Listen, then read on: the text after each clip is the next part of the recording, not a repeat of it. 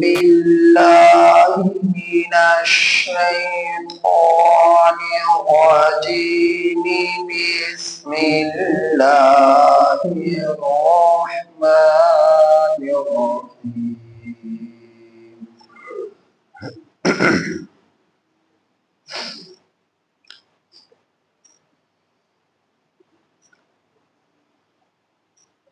وَإِن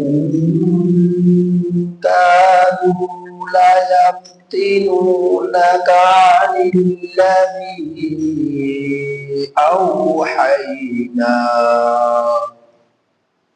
عن الذي أوحينا إليك لتفتري علينا غيره وإذا لاتخذوك خليلا ولولا أن ثبتناك لقد كدت تركن إليهم شيئا قليلا إذا لأذقناك ضعف الحياة وضعف الممات ثم لا تجد لك علينا نصيرا.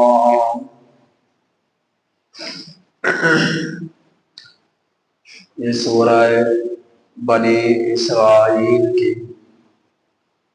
آیت نمبر 73 تا 75 آپ حضرات کے سامنے تلاوت ہوئی. ان آیات کریمہ کا ترجمہ یہ ہے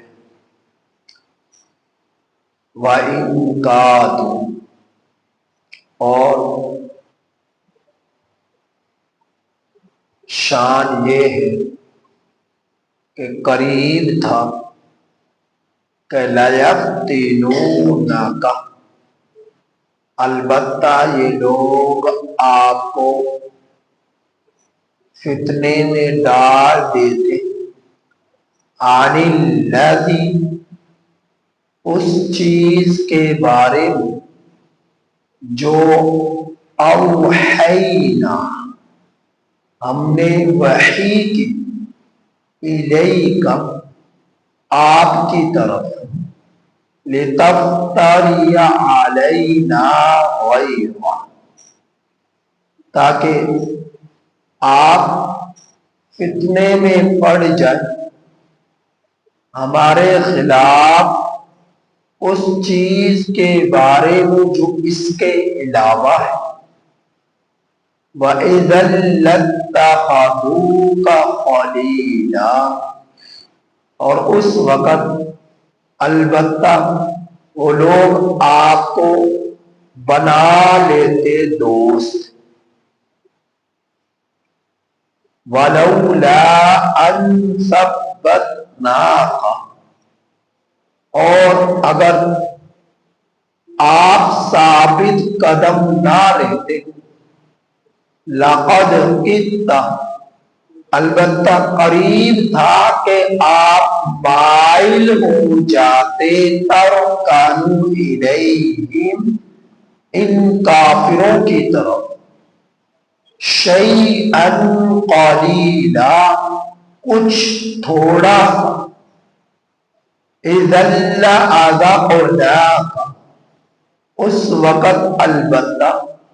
ہم چکھاتے آپ کو ضعف دگنا عذاب، اس وقت ہم آپ کو چکھاتے دگنی سزا. ضعف الحیات، دنیا کی زندگانی، وضعف الممات، اور دگنی سزا مرنے کے بعد. ثم لا تجد لك، پھر البتہ آپ نہ پاتے علینا نصیرا،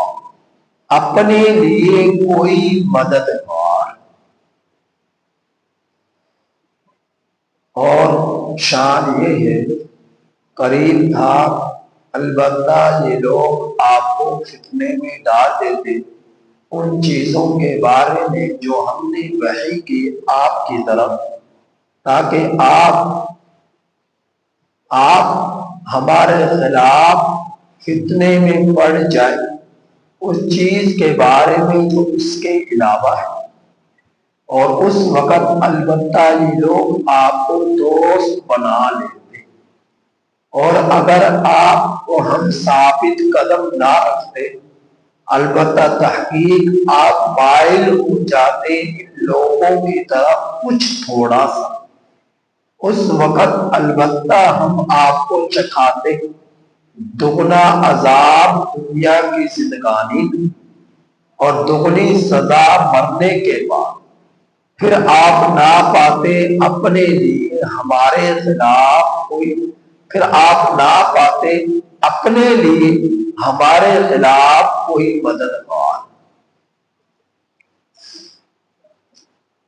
پچھلی آیات کریمہ میں آپ حضرات نے اس بات کو سنا کہ کل قیامت کے دن جب میدان سجے گا، حساب و کتاب ہوگا، اللہ پاک حضرت آدم علیہ السلام سے لے کر دنیا میں آنے والے آخری انسان تک اور تمام نبیوں کو، تمام ولیوں کو، تمام نیکوں کو، تمام بروں کو، تمام طاقتوروں کو، تمام کمزوروں کو، تمام بادشاہوں کو اور تمام عام انسانوں کو اللہ پاک اپنے دربار میں جمع فرمائیں گے، اور اس وقت ہر امت کو ان کے نبی کا نام لے کر اللہ پاک کے دربار میں بلایا جائے، مخاطب کیا جائے، لیکن سب سے پہلے اللہ پاک اس امت کا حساب فرمائیں گے اور اس نبی کو بلائیں گے۔ جنت میں سب سے پہلے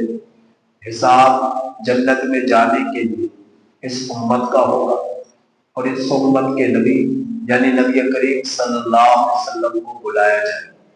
اصولاً قاعدہ تو یہ تھا، یہ امت آخر میں آئی تو حساب بھی آخر میں ہوتا، یہ نبی آخر میں آئے تو حساب بھی آخر میں ہوتا، لیکن نبی کریم صلی اللہ علیہ وسلم چونکہ اللہ کے بعد تمام فرشتوں، جنات، انسان، تمام مخلوقات میں افضل ترین ہستی ہے، نبی کریم صلی اللہ علیہ وسلم کے وسیلہ و جلیلہ کی برکت سے اللہ پاک اس امت کا حساب سب سے پہلے فرمائے، اور نبی کریم صلی اللہ علیہ وسلم اور آپ کی امت سب سے پہلے پل صراط کو عبور کرے اور سب سے پہلے جنت میں داخل ہوگی، سب سے پہلے جنت میں جانے والے نبی کریم صلی اللہ علیہ وسلم، پھر آپ کے بعد آپ کی امت میں سے سیدنا ابو بکر صدیق رضی اللہ تعالیٰ عنہ، اور ان کے بعد سیدنا عمر بن خطاب رضی اللہ تعالیٰ عنہ، پھر ان کے بعد سیدنا عثمان بن عفان رضی اللہ تعالیٰ عنہ، پھر ان کے بعد سیدنا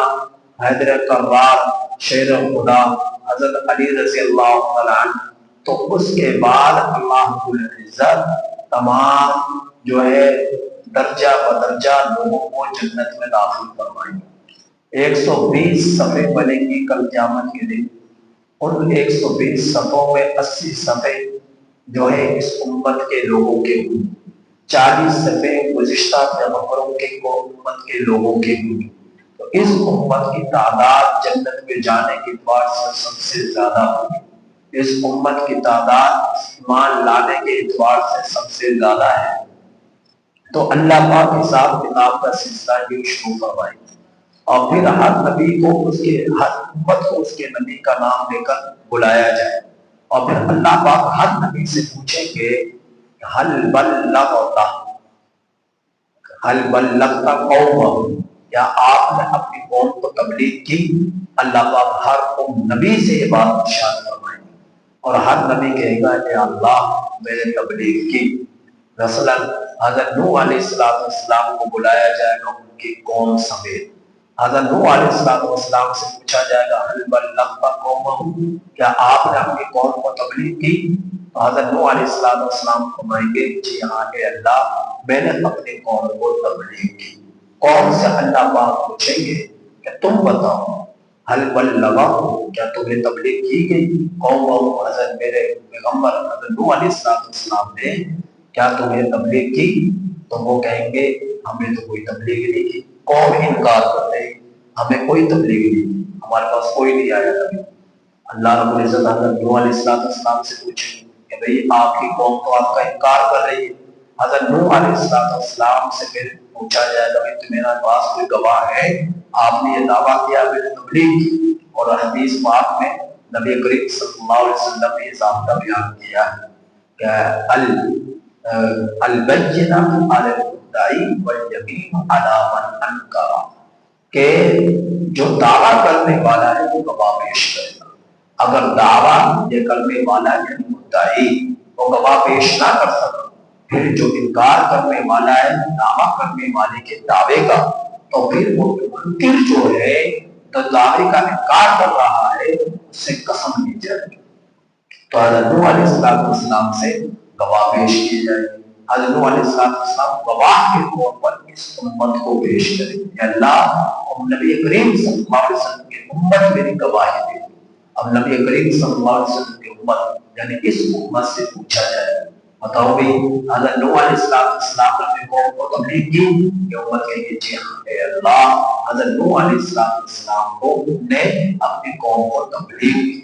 وہ فرمائیں گے قوم حضرت نوح علیہ السلام کی کہے گی کہ یہ تو اس وقت موجود ہی نہیں تھے، میں نے تو نوح علیہ السلام کو دیکھا ہی نہیں، حضرت نوح علیہ السلام کو تبلیغ کرتے ہوئے نہیں دیکھا، بات کرتے ہوئے نہیں دیکھا، ان کا زمانہ نہیں پایا۔ یہ کیسے کہہ سکتے ہیں کہ جی ہم نوح علیہ السلام نے تبلیغ کی؟ تو یہ امت کہے گی اے اللہ اگر آپ سچے یقیناً آپ کی خدائی آپ کی ذات سچی اور آپ کا کلام بھی سچا ہے، تو آپ کے کلام کے اندر آپ نے یہ فرمایا قد ارسلنا نوحا الی قومہ، نوح علیہ السلام نے اپنی قوم کو اپنی قوم کی طرف نوح علیہ السلام کی بعثت ہوئی، اور نوح علیہ السلام نے اپنی قوم کو تبلیغ کی اور یہ کہا قال یا قوم اللہ ما لکم من الہ غیرہ، اے میری قوم میرے ایک اللہ کی عبادت کرو، اللہ کے سوا کسی کی عبادت نہ کرو۔ یہ قوم یہ امت کی گواہی دے کہ اے اللہ اگر آپ کا نبی سچا ہے اور یقیناً سچا ہے تو نبی کریم صلی اللہ علیہ وسلم نے یہ بات ارشاد فرمائی نوح علیہ السلام کے بارے میں کہ نوح علیہ السلام نے 950 سال اپنی قوم کو تبلیغ فرمائی۔ تو یہ ساری باتیں میرا شروع ہوگی، پھر اس امت کے حق میں نبی کریم صلی اللہ علیہ وسلم گواہی دیں گے۔ جو یہ امت گواہی دے رہی ہے یہ بالکل سچ بات ہے۔ لِتَكُونُوا شُهَدَاءَ عَلَى النَّاسِ وَيَكُونَ الرَّسُولُ عَلَيْكُمْ شَهِيدًا۔ پھر رب قرآن میں فرماتا ہے جب یہ امت جو ہے رشتہ نبیوں کے حق میں گواہی دے دے گی تو اس امت کے حق میں نبی کریم صلی اللہ علیہ وسلم گواہی دیں گے کہ جو یہ امت گواہی دے رہی ہے ٹھیک گواہی دے گی، درست گواہی دے رہی ہے، ان کی گواہی میں کوئی شبہات کا کوئی شائبہ نہیں ہے، کوئی شک نہیں کیا جا سکتا ان کی گواہی۔ تو نبی کریم صلی اللہ علیہ وسلم بھی گواہی دے گی۔ اور پھر دیکھیں گواہ ہر چیز کے لیے ہوتے ہیں، کوئی گواہ چوری کرنے والے کے لیے، کچھ گواہ زنا کرنے والے کے لیے، تو قاضی کے لیے اوپر ذمہ داری ہوتی ہے جو گواہ ہے اس کی چھان بین کرے، اس کی جانچ پڑتال کرے کہ واقعی یہ گواہ ٹھیک ہے۔ مثلا کسی نے چوری کی، اب جس نے چوری کرتے ہوئے دیکھا اس سے پوچھا جائے گا کہ بھائی آپ گواہی دیتے ہو، جس نے چوری کی اس کے خلاف گواہی دے رہا ہے، ان کے بعد دو گواہ ہونے چاہیے۔ چوری کرنے والے کو چور کو جو دیکھ رہا ہے، چوری کرنے والا چوری کر رہا اس کو کسی نے دیکھا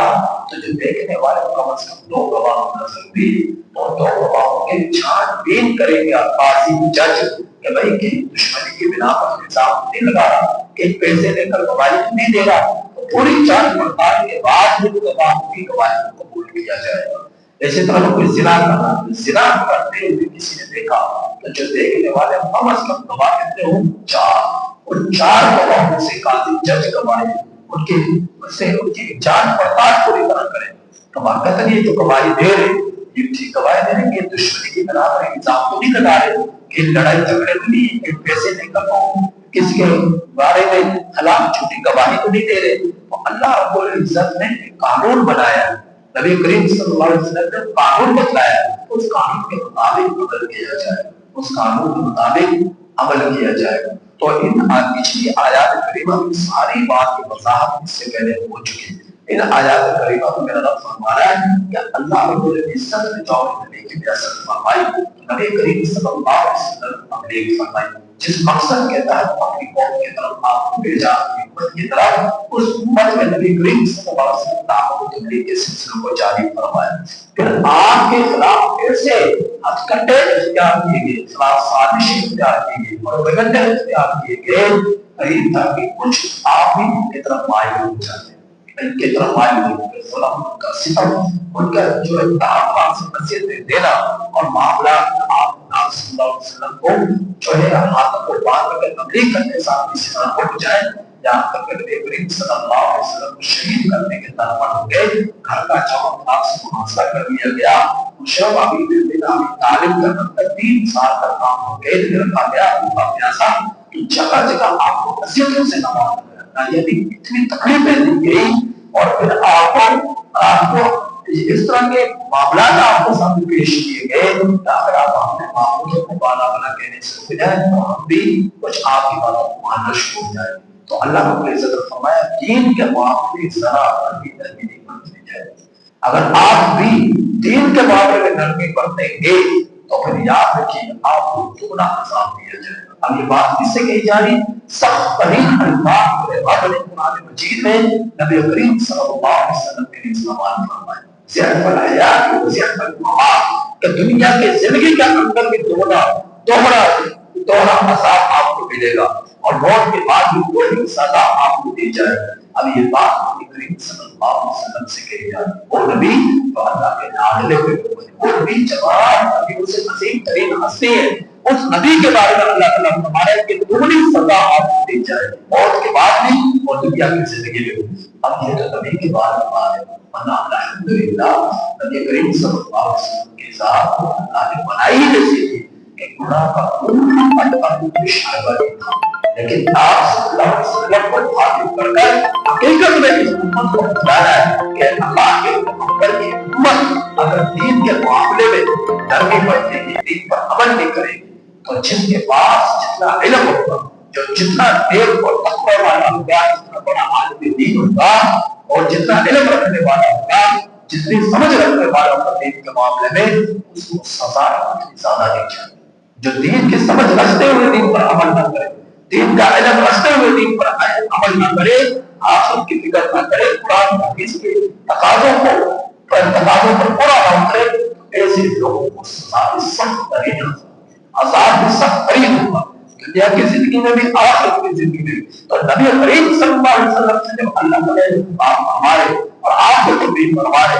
آپ کی امت کے جو لوگ ہیں اگر وہ ایسا کریں گے تو اللہ پھر کیا کرے گا؟ اللہ تعالیٰ تو اپنے نبی کے لیے ڈھیل دینے کے لیے تیار نہیں ہے, تو عام لوگوں کو کس طرح اللہ تعالیٰ دیں گے, ڈھیل دیں گے. تو اس لیے یہ دین جو ہے انتہائی اہمیت کا قابل ہے, اسلام انتہائی اہمیت کا قابل ہے. پچھلا آیات میں آپ نے یہ بھی سنا کہ یہ